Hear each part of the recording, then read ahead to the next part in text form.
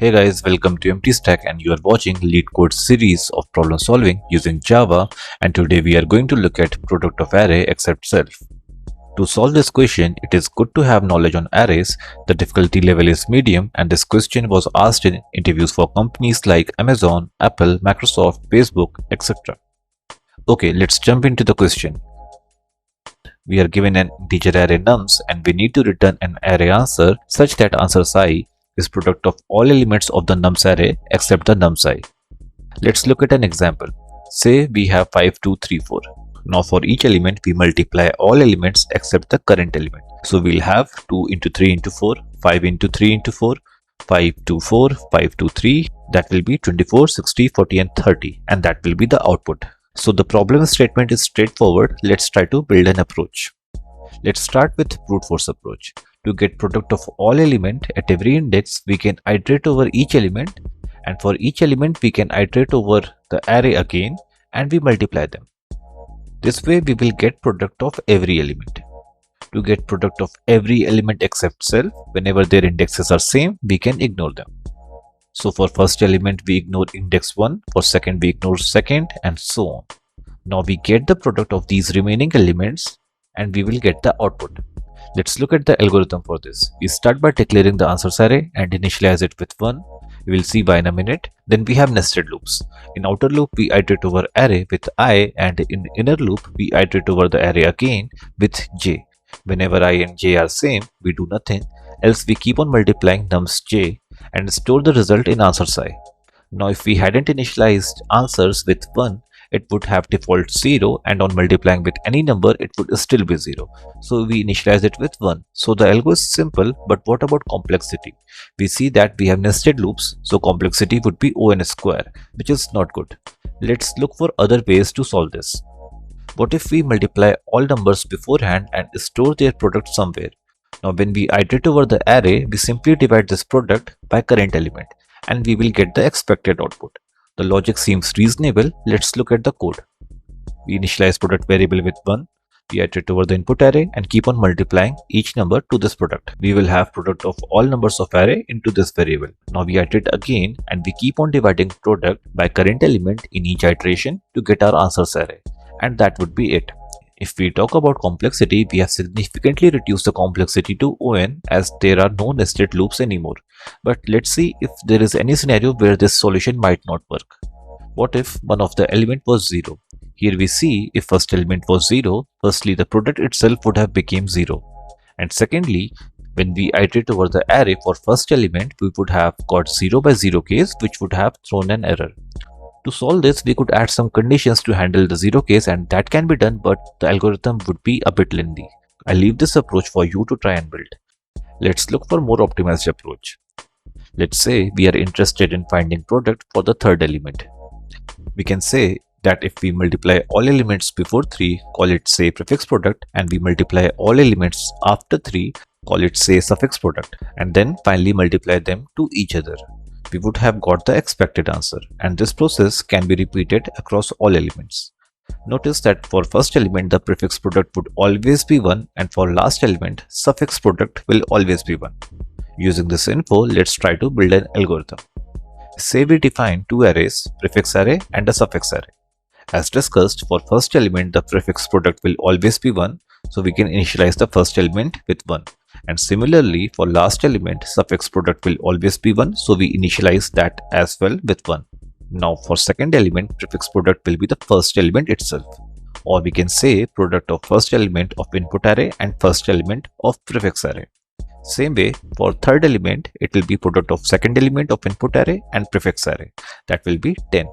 Similarly, for last element, it will be 30. Now we repeat the same process starting from right to left for suffix array. First we get 4, then 12, and then 24. Finally, we multiply elements of prefix array and suffix array to get the expected output. Let's look at the algorithm. We define the prefix array and suffix array by initializing first and last element with 1 respectively. In first iteration, we try to fill prefix array. As discussed, for each element I, prefix product would be product of input I-1 and prefix I-1. We repeat the process for suffix array from right to left. And finally, we multiply elements of both of these arrays to get answers array. The solution is good, time complexity remains on, but since we are using extra space of two other arrays of size n, the space complexity would be on. Let's try to bring down the space complexity. What if, instead of using extra space for storing prefixes and suffixes, we use the answers array itself? Let's see how we can do this. Instead of creating two n-sized array, we just use a variable current which will be used to derive prefixes and suffixes in each iteration, and at every step we store the value of this variable in answers array. Let's start by using answers array as prefix array. We can initialize current value with 1, as we know prefix for first element will always be 1. So we start by iterating from first element towards last. Say in each iteration our current variable is containing the prefix value. Right now we are just supposing this. We'll work on this logic in a minute, but for now let's just assume this. So our prefix is currently in current variable and we want to copy it to answers array, so we can simply say answers I equal to current. Then in each iteration prefixes will be added to the answers array. Let's proceed to see how we will fetch prefix and store it in current variable in each iteration. For first element, since current is initialized with 1, so it will be stored for the first element in answers array. Now we want to update value of current to get ready for the next element. Can we say if we multiply current with first input element, we will get the prefix for next element? Yes, so let's do so and update the value of current with this new product. So we can write current equals to input I into current. Let's move to the next iteration. We start by assigning value of current variable to answers array, so we will have 5. Next we update value of current, so we multiply it with current input element, that is 2, so we'll have value as 10. We move to next iteration. We store current to answer and we get 10, then we update value of current and we get 30. Last iteration, answers will have 30, current will become 120, but that doesn't matter as this is the last element and we break out of this loop. Now right now we have all the prefixes in the answers array. We need to repeat the same process for suffix from right to left, but before doing so, firstly we reset the value of current back to 1. Then we repeat the process for suffixes from right to left. But notice this time instead of directly assigning value of current to answers, we multiply answers I with current and then store it. But why we want to multiply with answers I? So when we iterate for suffix, prefix values should not be lost from answers array, and to retain them we multiply answers I having prefix with current variable which will have the suffix and store the result back to answers. Let's traverse over this array.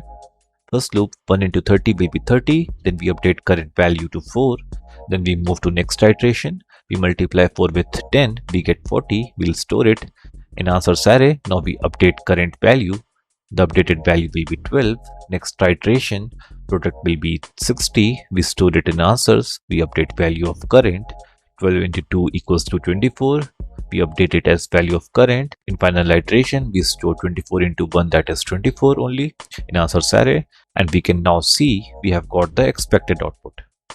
Let's talk about complexity. We see time complexity is still O(n) and space complexity will be reduced to O(1) as we have only used a constant space. Let's look at the Java solution. Let's start by defining some variables. We define n having length of nums array. We define output array answers of same length, and we define current variable initialized with 1. First we start iteration to get prefixes values in answers array. So we write for I equal to 0 to n. As discussed, we can directly assign value of current to answers I, and we compute value of current by multiplying input nums I with current variable itself. Now by end of this loop, we would have all prefixes set in the answers array. Now we reset the value of current back to 1 and we do similar iteration for suffix from n-1 to 0. As discussed, this time we multiply answers I with current to make sure we do not lose the prefixes we computed above.